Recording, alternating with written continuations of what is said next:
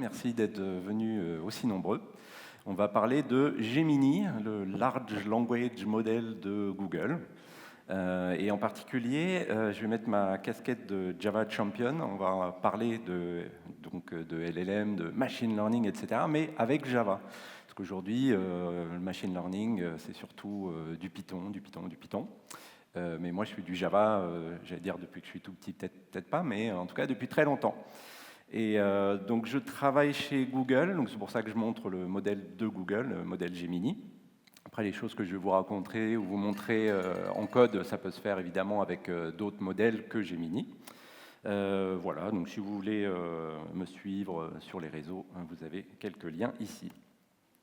Donc les LLM, les Large Language Models, c'est une révolution qui a commencé, on va dire, en fait, en 2016-2017, quand Google, des chercheurs de Google, ont inventé une architecture de réseau de neurones qui s'appelle les Transformers.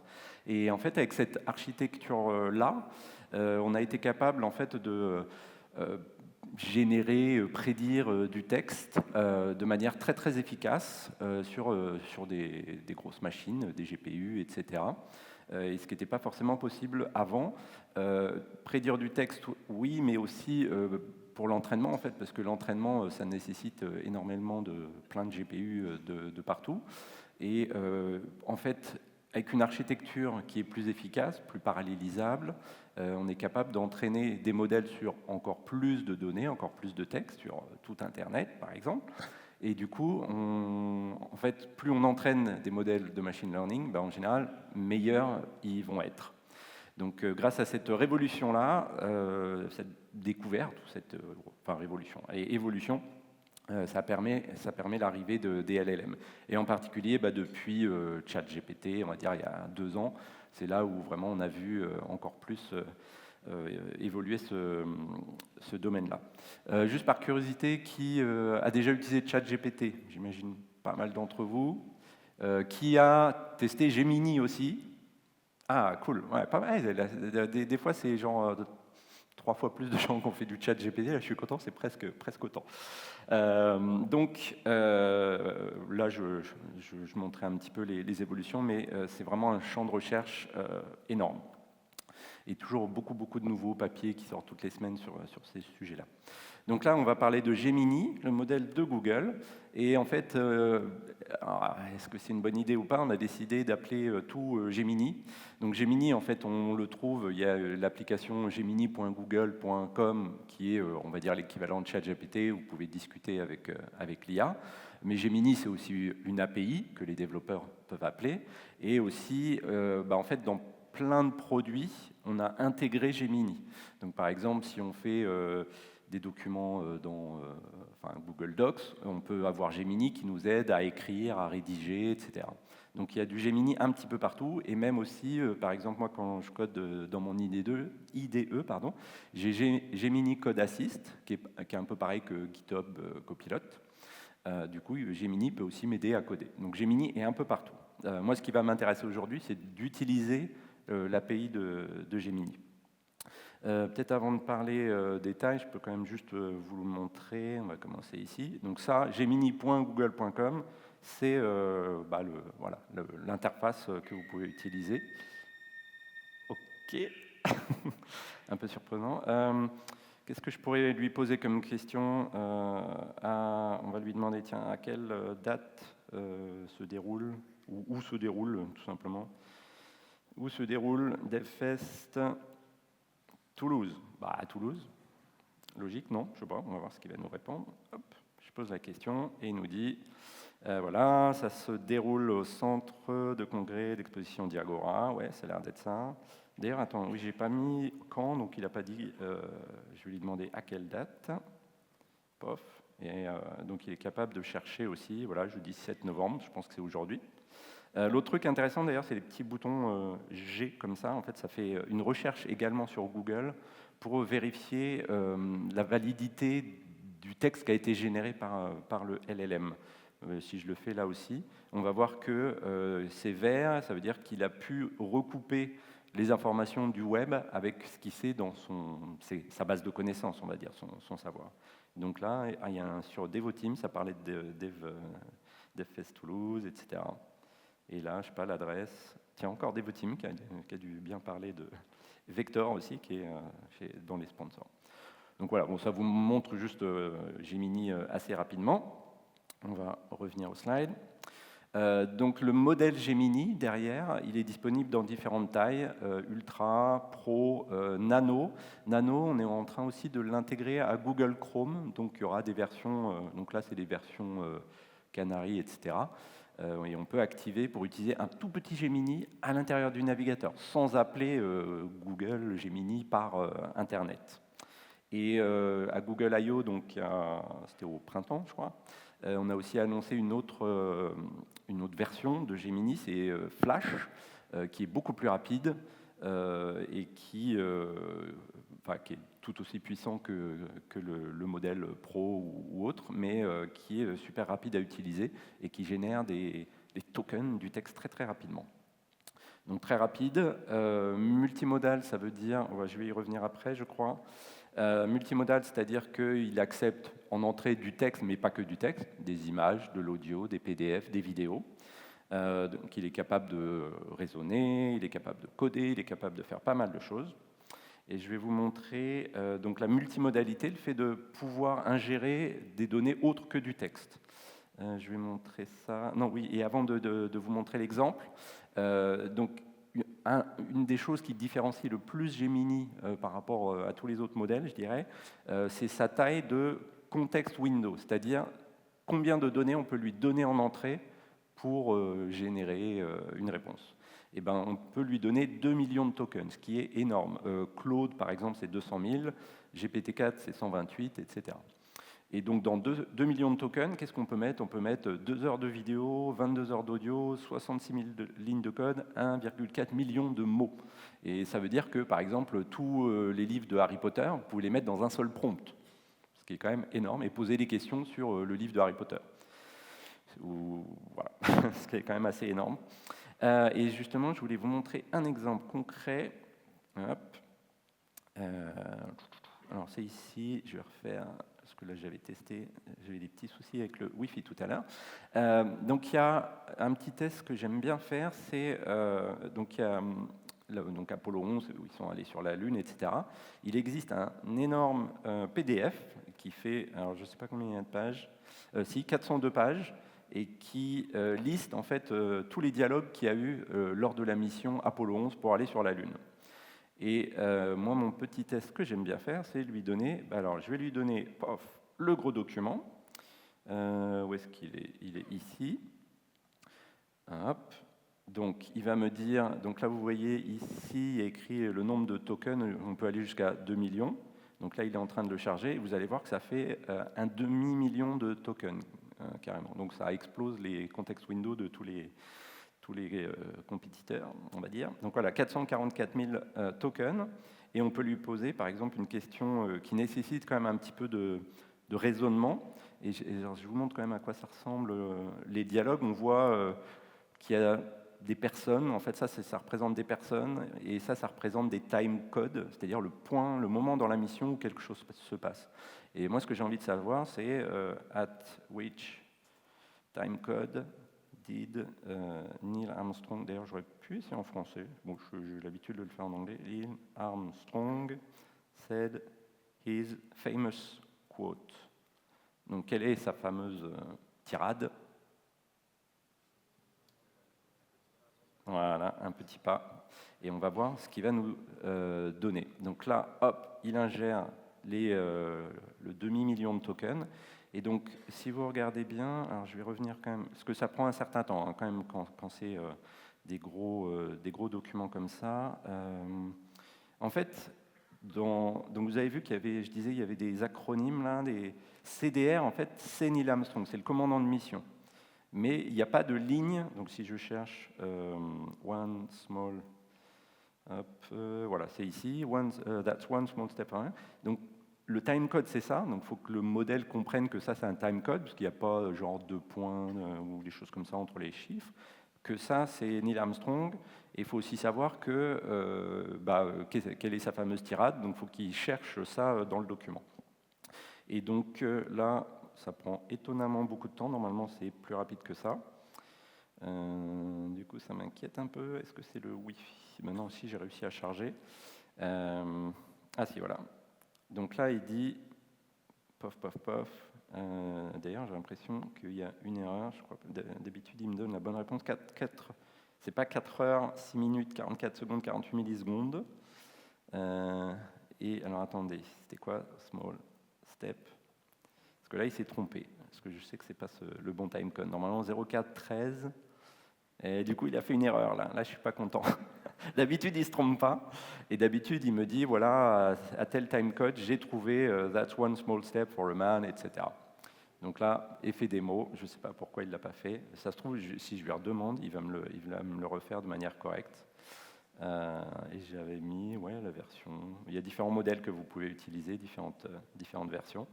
Et normalement, il trouve le bon code. Mais c'est des machines statistiques qui, parfois, ne donnent pas toujours les mêmes résultats.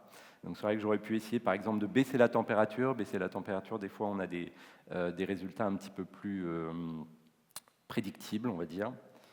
Et bon, on regardera, parce qu'en général, ça prend 45 secondes, un truc comme ça. Mais là, tout à l'heure, il avait mis beaucoup de temps, ce qui était assez étrange. Donc ça, c'est... Donc oui, ce que j'ai oublié de dire, donc ça, Gemini, c'est l'appli que vous pouvez utiliser. Là, c'est Google AI Studio, qui est une interface qui permet d'appeler directement les LLM proposés par Google. Bon, là, il met beaucoup de temps, je ne sais pas ce qu'il fait. Je vais le laisser tourner. Je ne veux pas perdre trop de temps. Ah oui, et donc on peut aussi donner des vidéos. Donc il y a des exemples d'ailleurs de vidéos, ou alors je vais ouvrir une autre fenêtre pour ne pas l'arrêter, celui-là. Je crois qu'on a des samples médias. Donc on a des exemples de vidéos. Je ne sais pas, je vais prendre n'importe laquelle, celle-ci. Et on peut carrément poser des questions sur les vidéos. Donc je ne sais pas moi, create chapters for this video and give me summaries for each section. Et donc il est capable d'analyser les vidéos, de dire ce qu'il y a dedans, de comprendre le texte, enfin de ce qui est dit quoi, à l'oral. Et puis de voir que y a des scènes différentes. Donc je vais en faire des chapitres. Chaque chapitre, donc là je veux un peu un résumé par section, par chapitre. Et normalement il devrait être capable de me faire ça. Alors je regarde si en même temps... correspond tout. Là, par contre, il me l'a bien dit. Il a bien trouvé deuxième appel. Mais normalement, il devrait être un peu plus rapide. Je me demande un petit peu pourquoi c'est lent aujourd'hui. Donc, 4 jours, 13 heures, 24 minutes. Et normalement, c'était... voilà, 4 jours... Attends, c'est où? Là, 4 jours, 13 heures, 24 minutes, c'est correct. Et là... Bravo, Gemini. Les effets démo, c'est toujours sympa. Et là... Alors, on va voir s'il arrive à faire ça.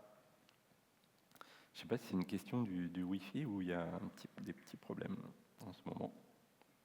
Suspense. Et qu'est-ce que je pourrais vous dire d'autre? Donc, on peut jouer avec différents paramétrages, la température. On peut lui dire aussi, je veux que tu me fasses une sortie en JSON. Suivre un schéma JSON, qu'est-ce qu'on peut faire? On peut lui faire aussi même exécuter du code Python dans une sandbox, ce qui peut être pratique, par exemple quand on lui demande de coder des choses, ou un des trucs rigolos en ce moment, c'était de poser la question combien il y a de R dans strawberry, et les LLM ils sont très nuls pour faire ça, et en fait il peut s'aider de l'exécution de code pour le faire. Bon, je me demande si on a des problèmes sur notre petite infrastructure quelque part, parce que là, ça prend beaucoup de temps. Donc j'espère que mes autres démos fonctionneront.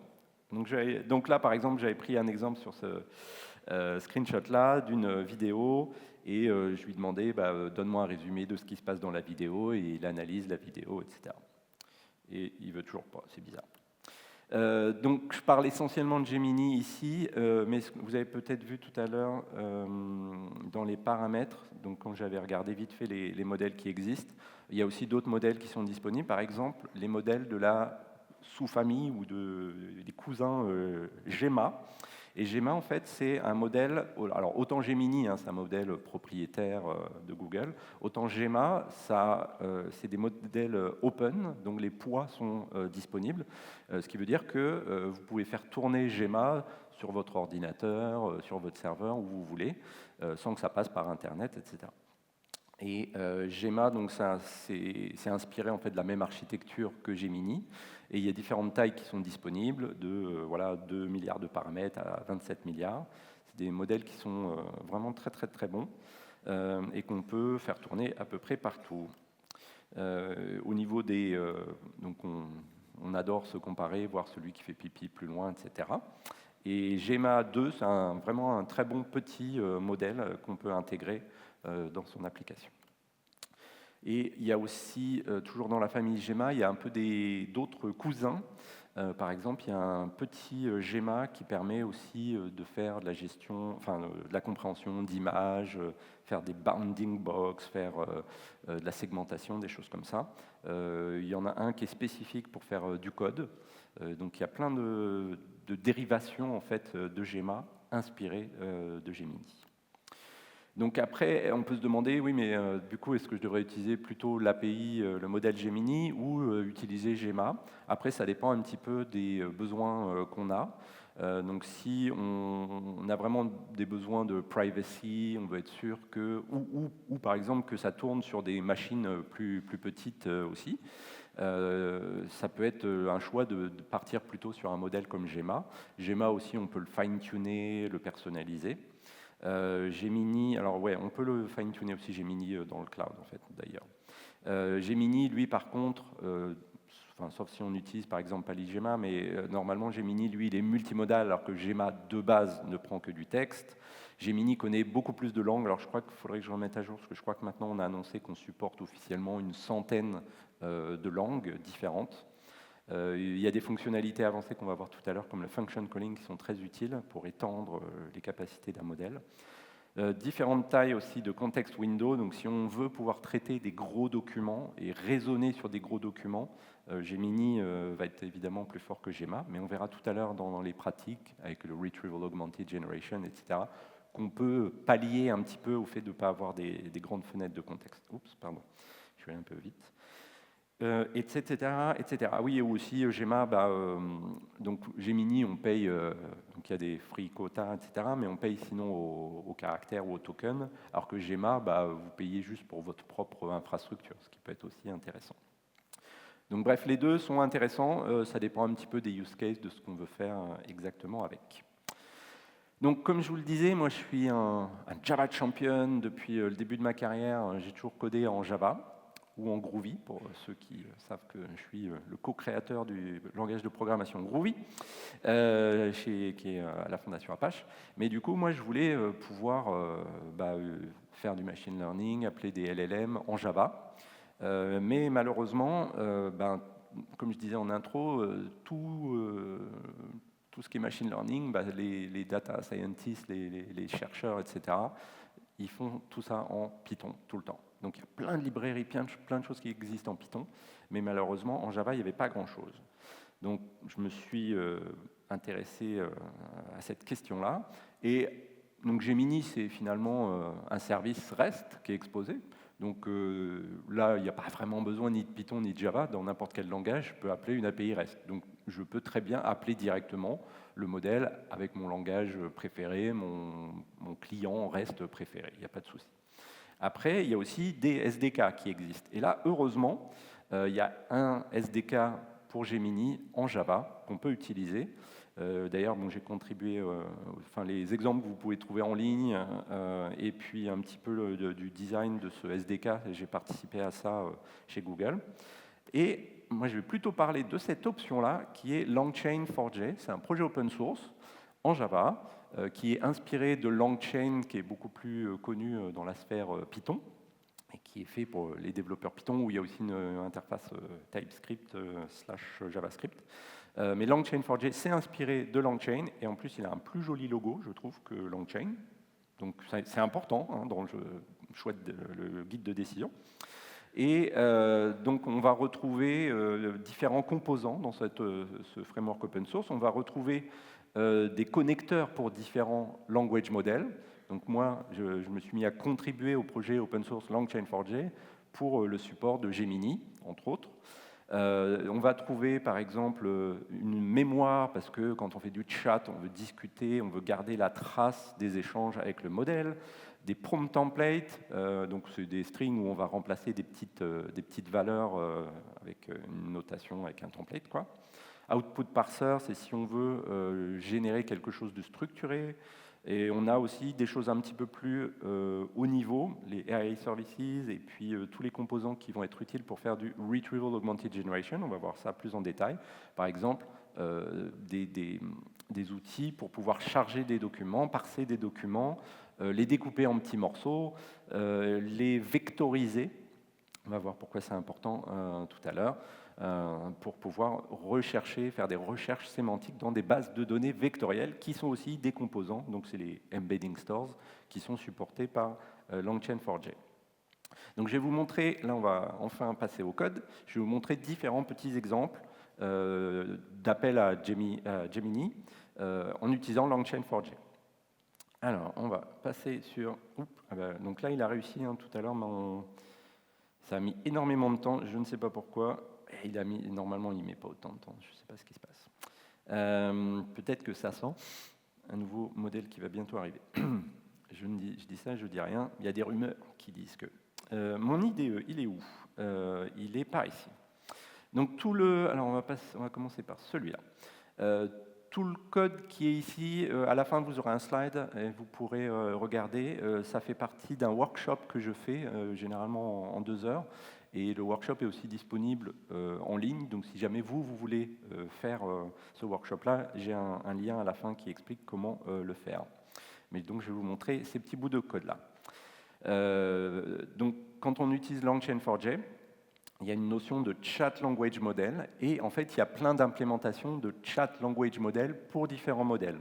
Moi, je vais utiliser donc Vertex AI Gemini. Vertex AI, c'est en fait l'offre de tous les produits AI de Google Cloud.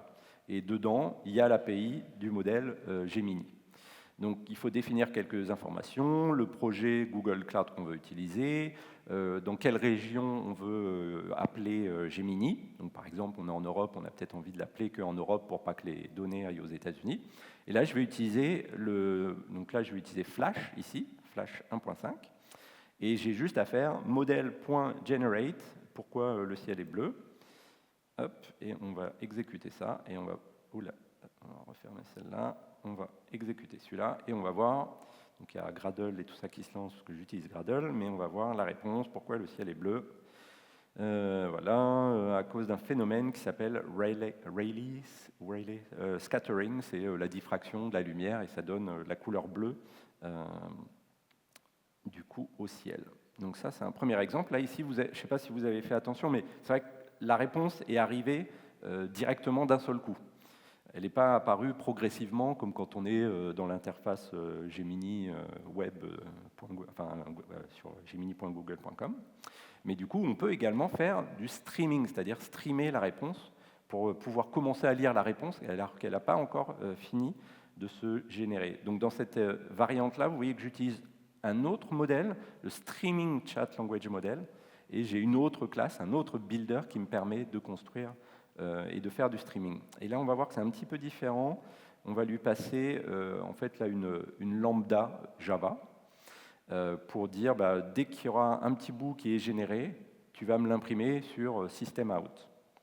Donc si j'exécute ça, hop, ici la petite flèche, et on va voir normalement, une fois que Gradle est lancé, voilà, on voit que la réponse est affichée progressivement.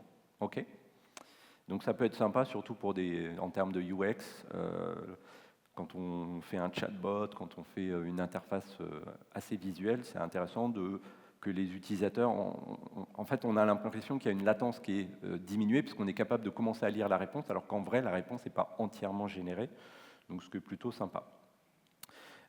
Donc là, je posais juste une question et j'attendais une réponse, mais c'est des chat language models, c'est-à-dire qu'ils sont capables de maintenir une conversation. Donc on va regarder cet exemple-là.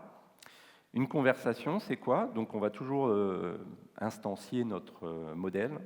Donc tout ça, Chat Language Model, ce qu'on va voir aussi ici, Message Window, AI Services, c'est des concepts de LangChain4j. Et derrière, on appelle Gemini. Donc encore une fois, j'ai mon modèle Gemini. Là, je vais utiliser d'autres composants. Je vais utiliser une mémoire de chat, c'est-à-dire que je veux garder l'historique des messages échangés avec le modèle. Pourquoi on fait ça? Parce qu'en fait, les modèles, les LLM, ils sont stateless. Donc quand on veut vraiment avoir une discussion avec un modèle, en fait, on renvoie toute la discussion à chaque fois. Donc, il faut pouvoir garder cette trace quelque part. Et LangChain4j a rajouté cette notion de message, enfin, c'est des chat memory, et en particulier, celle-ci, c'est une message window chat memory qui garde juste les 20 derniers messages.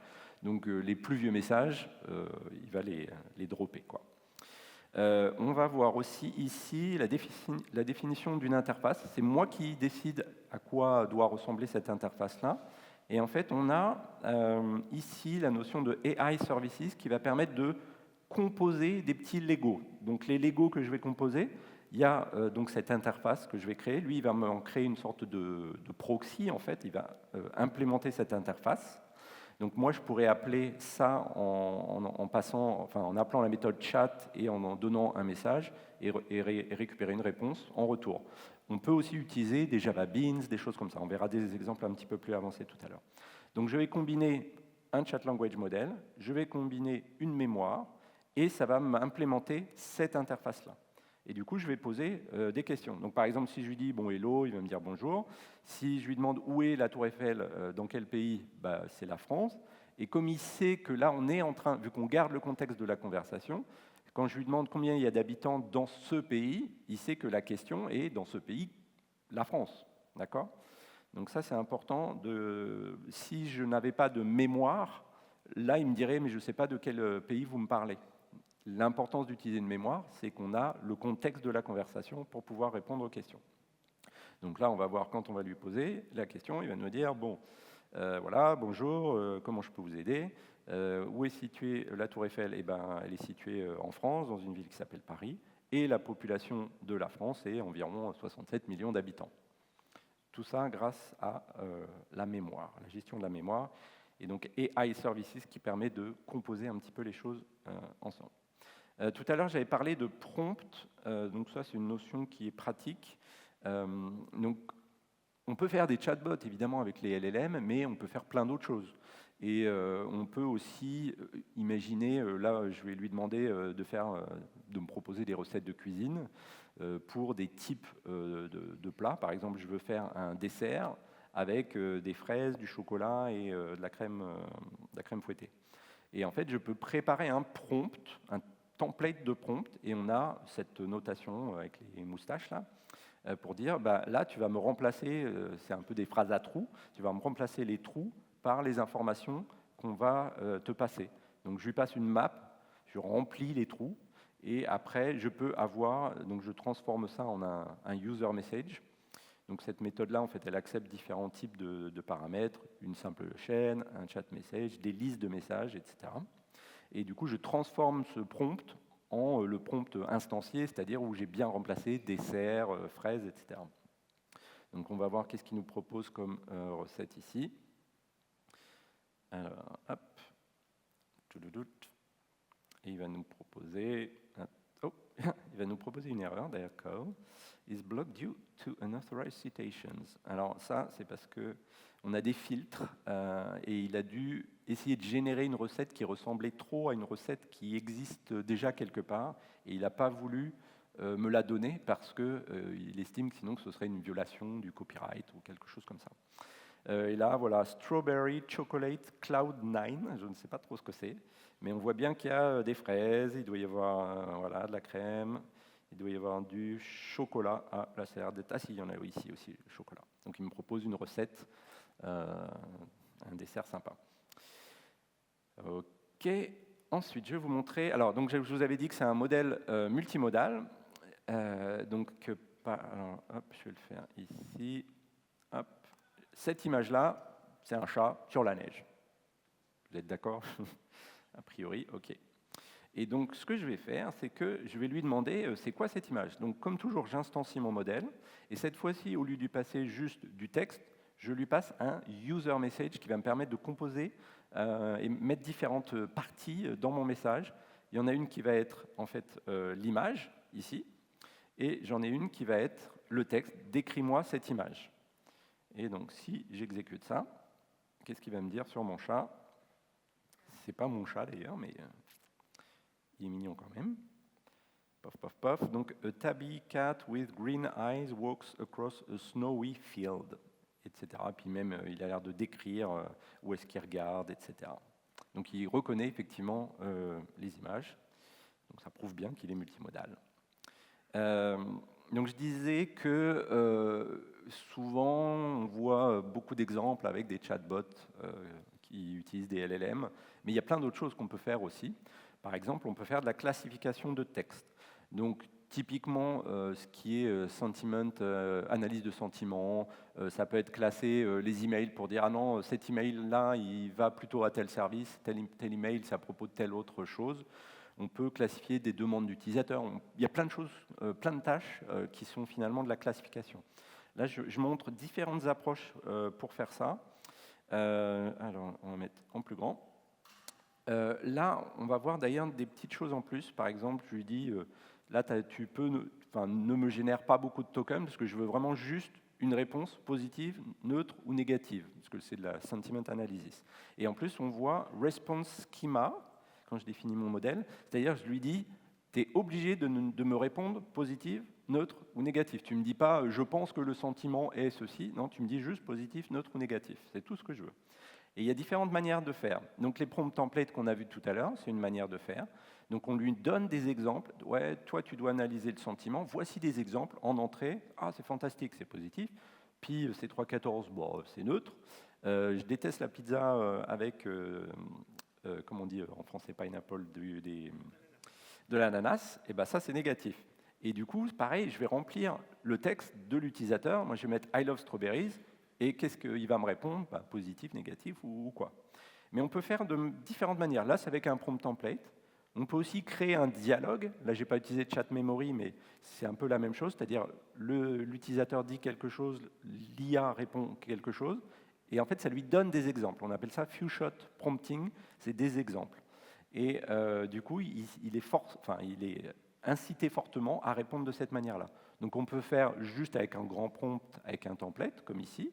On peut faire comme ici, avec des échanges de messages, comme si on avait fait déjà un dialogue avec l'IA.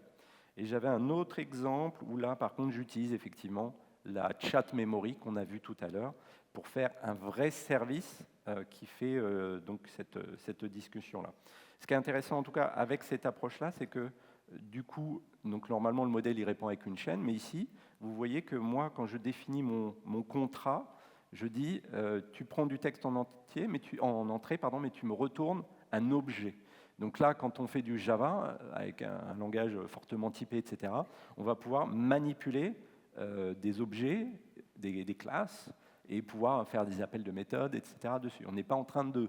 On ne va pas être obligé de regarder qu'est-ce qu'il a mis dans la chaîne. Non, on va vraiment manipuler des vrais objets. Donc là, il y a 3 manières de faire, et donc là, si j'exécute, vous allez voir 3 fois positif d'imprimer, parce qu'il y a les 3 manières de faire.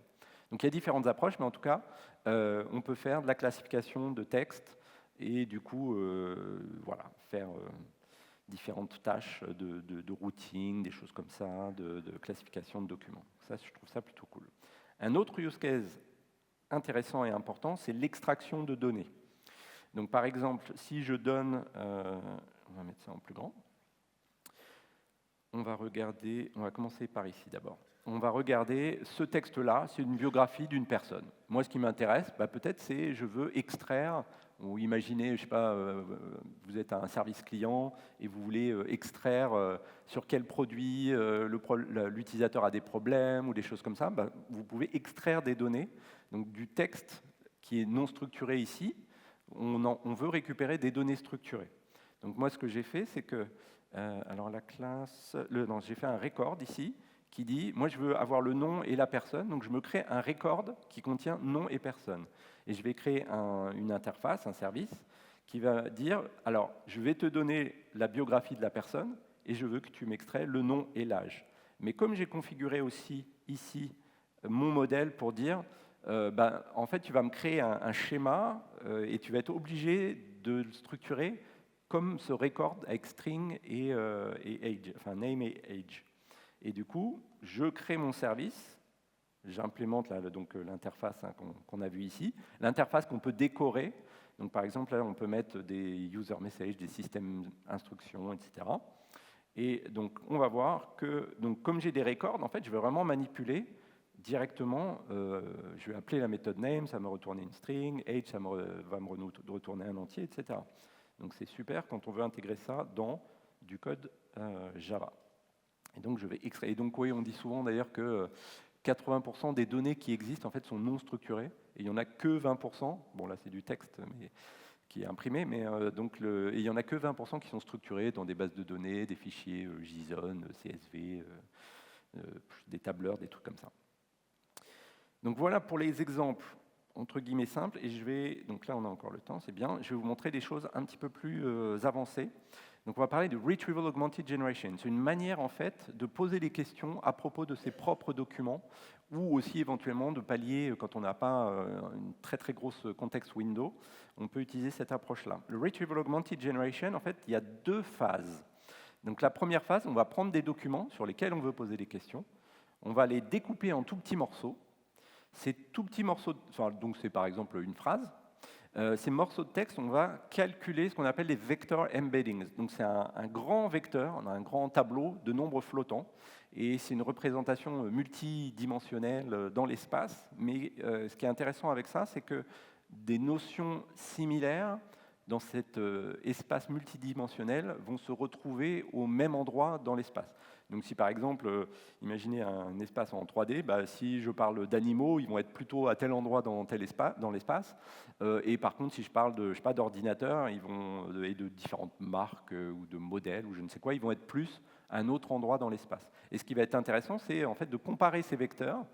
Et ce qui va être intéressant justement, c'est que quand on pose une question, le vecteur de la question est souvent proche du vecteur de la réponse. C'est ce qu'on a trouvé empiriquement, je dirais. Et du coup, donc, on va stocker dans une base de données un peu spéciale, base de données vectorielle, mais maintenant toutes les bases rajoutent petit à petit le support vectoriel. Dans une base, on va stocker le vecteur multidimensionnel, mais également le bout de texte qui correspond à ce vecteur-là. Donc ça, c'est notre phase d'ingestion. Donc on l'a fait une fois, c'est bon, il n'y a plus à y revenir. Et après, on a notre utilisateur qui arrive, qui va discuter avec notre application. Là, ici, ça va être un chatbot pour l'exemple. Je vais poser une question. On va calculer le vecteur de la question. Et comme je disais tout à l'heure, on va essayer de trouver des vecteurs qui sont proches de cette question. Et les vecteurs les plus proches, normalement, correspondent à des bouts de texte qui devraient contenir la réponse à cette question-là. Et du coup, on va renvoyer, cette fois, on appelle le LLM ici, on lui dit ton rôle c'est de répondre aux questions dans tel domaine, etc. Voici la question de l'utilisateur, hop, je copie la question de l'utilisateur, et base ta réponse sur les exemples que j'ai trouvés dans la base de données, dans les documents, et on met les petits exemples de texte, des bouts de texte qu'on avait calculés tout à l'heure, parce qu'ils ont un vecteur qui est plus proche de cette réponse-là. Et du coup, l'application va pouvoir répondre avec ce que le LLM a répondu. Donc je vais vous montrer ça concrètement ici. Donc j'ai... alors où est-ce qu'il est? Voilà.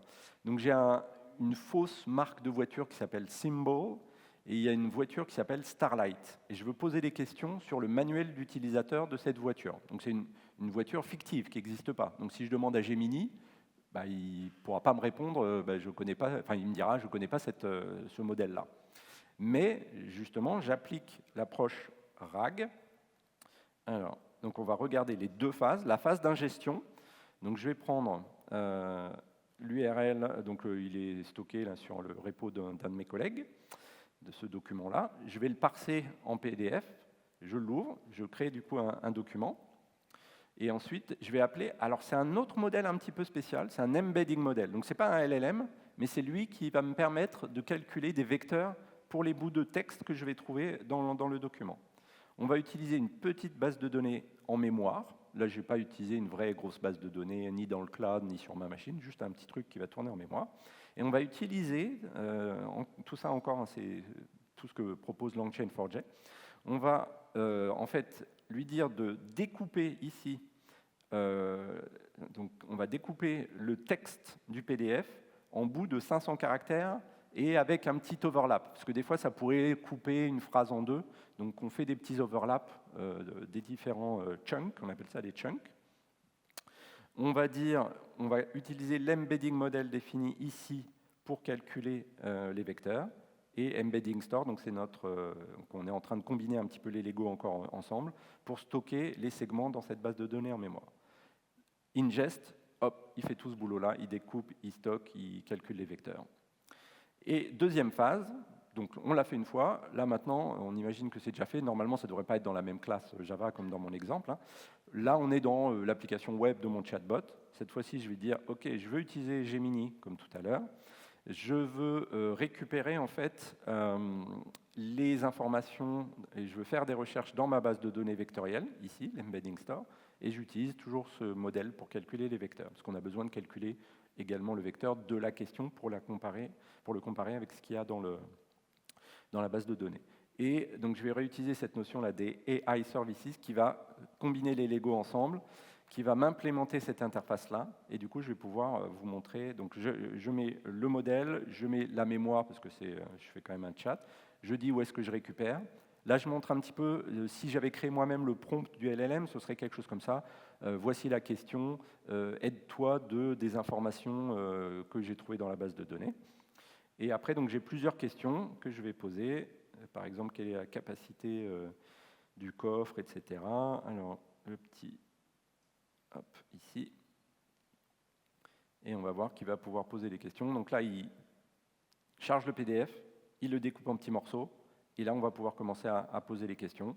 Et effectivement, il va trouver voilà, la taille du coffre, qu'est-ce qu'il y avait comme question, genre, ouais, est-ce qu'il y a un numéro d'assistance téléphonique? Et effectivement, il l'a trouvé dans un bout de texte qu'il avait trouvé dans le PDF.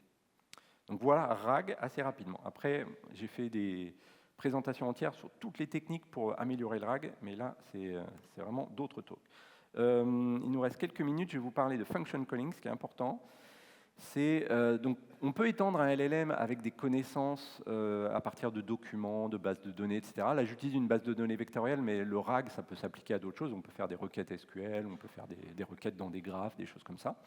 Mais souvent, l'exemple un peu canonique, c'est d'utiliser les bases de données vectorielles. Le function calling, en fait, c'est quand un modèle n'a pas forcément accès à des informations en live. Donc, par exemple, si je lui demande quelle est la température à Toulouse, si je demande ça à l'interface de Gemini, l'interface web, là, il va me dire, oh, ben, j'en sais rien, j'ai pas forcément des informations sur la météo. Par contre, on est capable, enfin, les modèles tels Gemini sont capables de dire, ah, si par contre je pouvais appeler un service externe, peut-être que je pourrais avoir accès à l'information. Donc typiquement, voilà, quelle est la météo à Toulouse?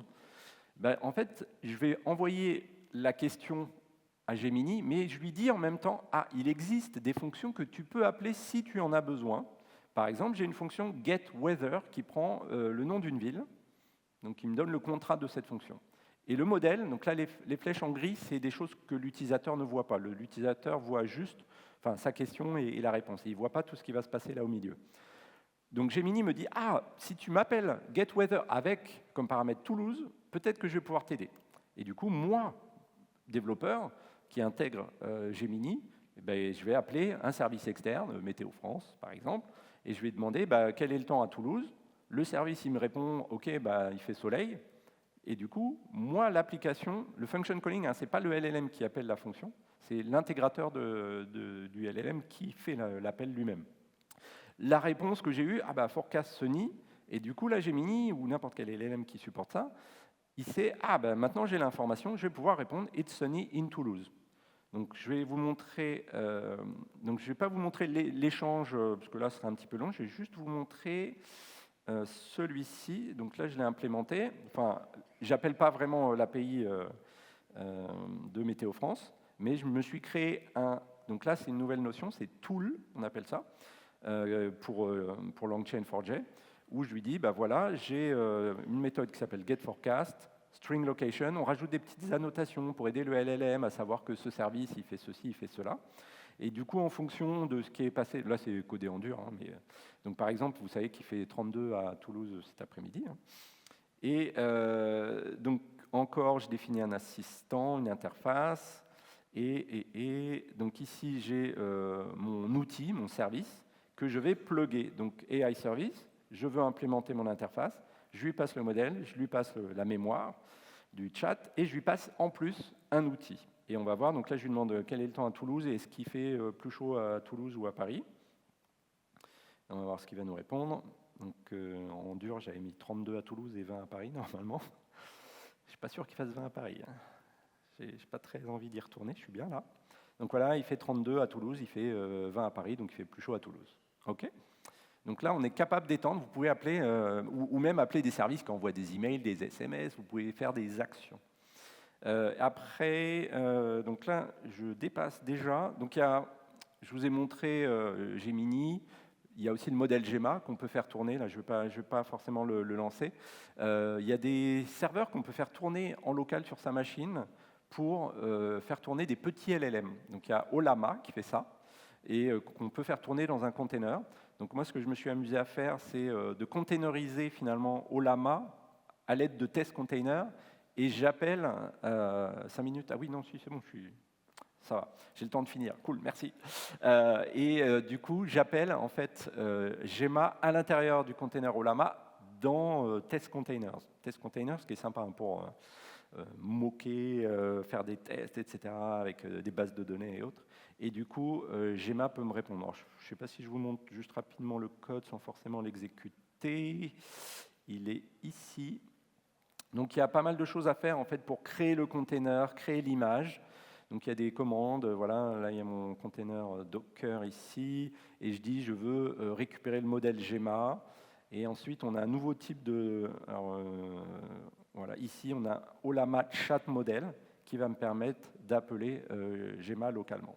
Donc là celui-là il tourne, c'est toujours un peu long à démarrer avec test container et Ollama, donc là je ne vais pas vous le faire tourner. Et je voudrais finir quand même juste sur un autre exemple. Vous allez entendre de plus en plus parler, donc RAG c'est à la mode, mais vous allez aussi entendre parler d'agents. Donc c'est vraiment quand on fait des choses encore plus évoluées, où on mélange plusieurs LLM, plusieurs bases de données, plusieurs choses. Et quand on fait du RAG comme tout à l'heure, quand on pose une question, ok, on va trouver des vecteurs similaires qui vont répondre normalement à cette question. Mais en fin de compte, on s'aperçoit que les utilisateurs ne posent pas forcément des questions uniques ou simples, où il va falloir peut-être faire un petit travail pour essayer de décomposer ces questions, faire des synthèses, faire des résumés, faire des choses comme ça. Et par exemple, donc moi, je m'étais amusé à prendre toute la page de... Ok, ah si, c'est bon. Je m'étais amusé à prendre la page de Wikipédia sur Berlin, pourquoi pas. Et imaginez en fait un utilisateur va poser des questions sur par exemple l'origine, la population, la situation géographique de Berlin. Mais il y a plein d'autres sujets hein, sur Berlin, il y a la culture, il y a tout ça. Et en fait, c'est comme s'il y avait 3 questions dans une. Là, si je fais une recherche vectorielle avec cette question-là, en fait, j'aurai pas de bons résultats qui me seront remontés parce que c'est un peu trop. On mélange plusieurs choses en même temps et on ne va pas trouver des bons vecteurs. Donc, il y a une autre approche. Là, moi, je fais un agent RAG où en fait, j'ai un premier agent Gemini qui, je lui donne vraiment. Là, c'est chain of thought, on appelle ça. Je lui dis voilà le plan que tu dois suivre. Tu dois identifier les sujets. L'origine, population et la géographie, c'est 3 sujets. Tu dois trouver des questions pertinentes sur ces 3 sujets-là. Tu vas faire une recherche vectorielle pour trouver des informations par rapport à ces questions-là. Tu vas collecter les réponses et faire des rapports de topics sur chaque sujet. Et en fait, lui, il a accès à un outil qui va faire la recherche. Et cet outil-là va également appeler, en fait, après un autre outil qui va faire des résumés du sujet et retourner un résumé par sujet et retourner tous les résumés et en faire une synthèse à la fin. Et on peut faire des choses super avancées avec ça. Et du coup, je vais juste vous montrer la sortie, je crois que je l'avais gardée ici, c'est dans un autre projet, où on peut voir, non pas terminal, ici. Et du coup, c'est ce que j'avais fait, là je ne vais pas le réexécuter, mais il a cherché des informations, il a trouvé sur la population, il a trouvé des questions pertinentes, il a trouvé des bouts de texte qui étaient intéressants. Il m'a créé un premier rapport sur la population. Oh tiens, il y a une petite erreur là, non ça c'est rien, c'est une erreur de l'intégration de l'API, mais ce n'est pas un problème du modèle. Il m'a fait voilà, d'autres rapports, et à la fin, il me fait un rapport final qui répond bien à l'utilisateur. Mais on est obligé de faire des choses un petit peu plus évoluées. Donc voilà, je vous invite en tout cas à tester Gemini et LangChain4j, qui permettent de faire des choses très très intéressantes. Et je vous avais promis aussi les liens, donc les slides, le code, et également le Code Lab que vous pouvez faire si vous voulez refaire ces exercices vous-même et poser d'autres questions, etc., sur des documents. Merci beaucoup pour votre attention.